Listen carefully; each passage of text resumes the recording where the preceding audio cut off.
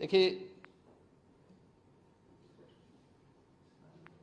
हम लोग ये मानते थे कि हो सकता है कि नेता प्रतिपक्ष बनने के बाद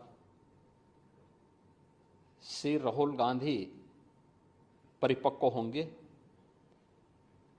लेकिन मुझे ये बोलते हुए अत्यंत खेद की अनुभूति हो रही है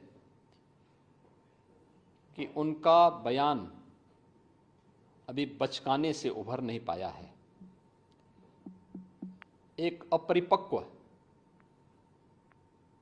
बुद्धि का व्यक्ति ही इस प्रकार की बचकाना बयानबाजी करेगा। हिंदू भारत का मूल समाज है, भारत की आत्मा है। स्वामी विवेकानंद जी ने कहा था कि गर्व से कहो हम हिंदू हैं। हिंदू कोई जाति सूचक शब्द नहीं है, कोई संप्रदाय सूचक शब्द नहीं है। मत और पंथ से अलग भारत की मूल आत्मा है।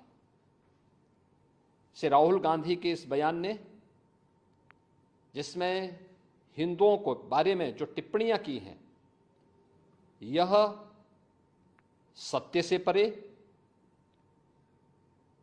भारत की मूल आत्मा को लहूलुहान करने जैसा है। भारत माता के लहूलुहान करने के इस प्रकार के दुर्भाग्यपूर्ण बयान के लिए श्री राहुल गांधी को देश की जनता से माफी मांगनी चाहिए। राहुल गांधी के इस बयान से जिन लोगों ने प्रत्यक्ष अप्रत्यक्ष रूप से राहुल गांधी के बारे में कोई भ्रम पाला होगा, उनका यह भ्रम अवश्य टूट गया होगा। मैं श्री राहुल गांधी के इस प्रकार के वक्तव्य की निंदा करता हूं और कांग्रेस पार्टी से कहता हूं कि वह श्री राहुल गांधी से भारत की जनता से माफी मांगने के लिए कहें। सर, एक और बयान उन्होंने पार्लियामेंट में दिया राहुल गांधी जी ने। उन्होंने कहा कि अयोध्या का नाम लिया और उनका अयोध्या में जिस तरीके से विकास के नाम पर लोगों का के यहाँ तोड़फोड़ की गई, अतिक्रमण किया गया, उनको मुआवजा नहीं दिया। आप किस तरीके से देखते हैं, कितना सत्य से परे है उनका बयान? देखिए, राहुल गांधी के दोनों बयान इस बात के प्रमाण हैं कि इनको सत्य से कोई वास्ता नहीं है। हमने लोकसभा चुनाव कैंपेन के दौरान भी देखा है, अनर्गल प्रलाप करके इन्होंने जिस प्रकार की गुमराह करने वाले वक्तव्य दिए थे, झूठे वक्तव्य दिए थे। संविधान का गला घोंटने वाले लोग संविधान के बारे में गुमराह करने वाले वक्तव्य देने के लिए विदेशी पैसे के बल पर चुनाव को प्रभावित करने का इन्होंने प्रयास किया। 1 लाख रुपए के फर्जी बॉन्ड भरवा करके भारत की माताओं को, बहनों को इन्होंने गुमराह करने का कार्य किया। और आज जो बयान फिर से श्री राहुल गांधी ने दिए हैं, वे अत्यंत निंदनीय हैं और शर्मनाक भी।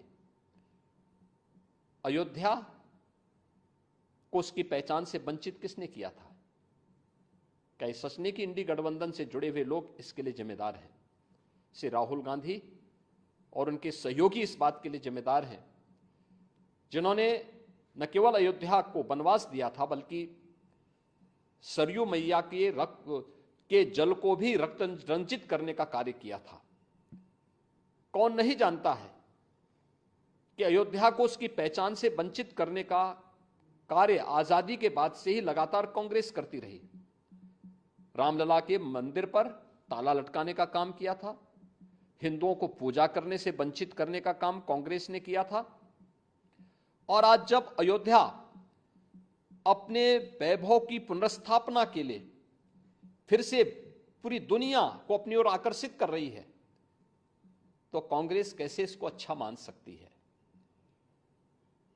श्री राहुल गांधी का बयान झूठ का एक पुलंदा है।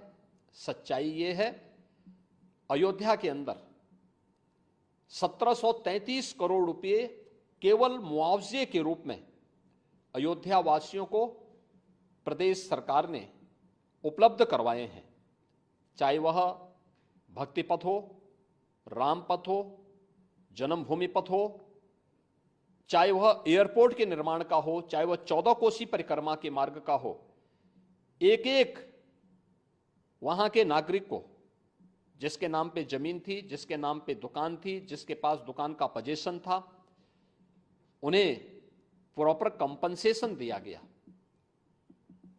प्रॉपर कंपनसेशन देने के साथ ही जो दुकानें थीं, जो अपने पीछे दुकान बना सकते थे, उनके लिए उस प्रकार की एफआईआर में छूट दी गई।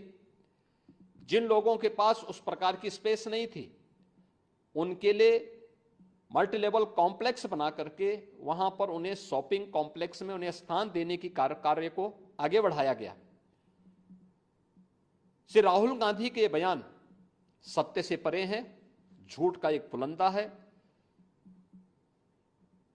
उत्तर प्रदेश और अयोध्या को बदनाम करने की साजिश है और भारत की छवि को, अयोध्या धाम की छवि को दुनिया के अंदर खराब करने की अपनी उस मानसिकता का हिस्सा है जो एक्सीडेंटल हिंदू लगातार आजादी के बाद से करते रहे हैं।